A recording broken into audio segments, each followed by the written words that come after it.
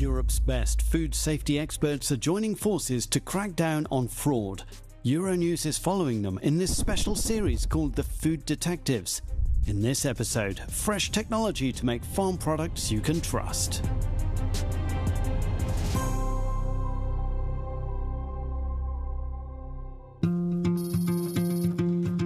Rolling farmland and dairy cows happily grazing. This idyllic scene in Finland is exactly what you imagine when you think of high-quality, small-scale farm products. Yet, even this sector isn't immune from fraud, as food detective Hanna-Leena Alakomi explains. Pienimuotoisessakin tuotannossa saattaa tapahtua väärennöksyä, on tuotteita ja sen takia on tärkeää, että meillä on keinoja, miten pystytään osoittamaan niin kuin tuotteen aitous ja jäljittämään, mistä raaka-aineet on tullut.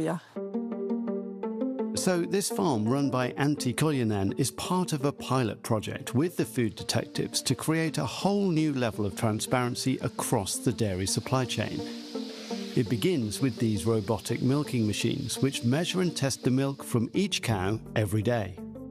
Yksilökohtaisesti, eli jokaiselle lehmän maitoa pystytään seuraamaan ja tarkkailemaan ja vain laadukas maito päätyy maitotankkiin. Robotissa on todella paljon erilaisia mittareita, sähköjohtavuutta, lämpötilaa, veden määrää, niin nämä kaikki huomataan robotilla. The milk is then taken from the farm to this small dairy, where it's transformed into cheddar cheese, and the effort to maintain total transparency in production continues. The special ingredient is this QR code label developed by the food detectives from the EU's Watson project. Behind this simple printed sticker, you'll find the entire story of the product.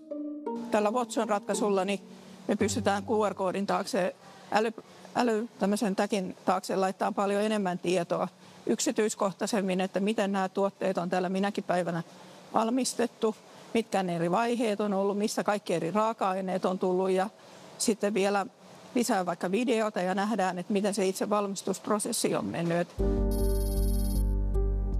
The Food Detectives Transparency Solution was developed here in Vasa, on the west coast of Finland. One of the key goals of this team is for small-scale producers to be able to easily deploy their total transparency solutions using well-known technology like QR codes, as Food Detective Sture Udd explains. Vad vi gör är egentligen en spännande kombination av att utnyttja standardteknologier som redan nog används, men få ihop ett system där du koncentrerar på att behärska informationen så att informationen kan utnyttjas av alla av en produkt. Producenten, logistiken,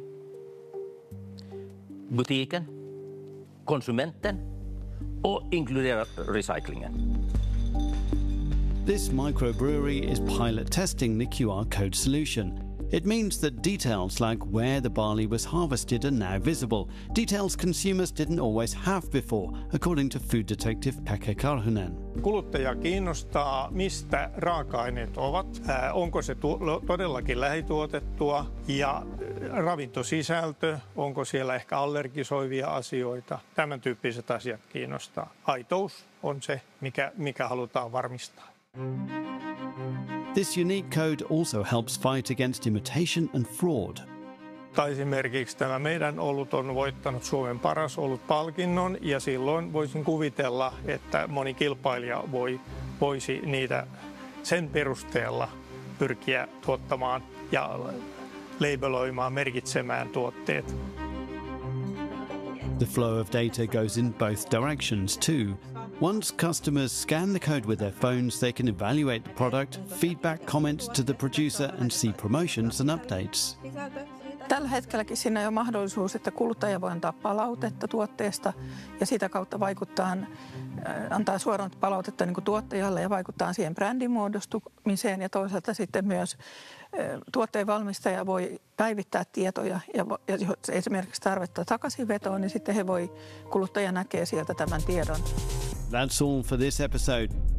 Next time on The Food Detectives, we're in Spain to see a sweet new system to find fraudulent honey.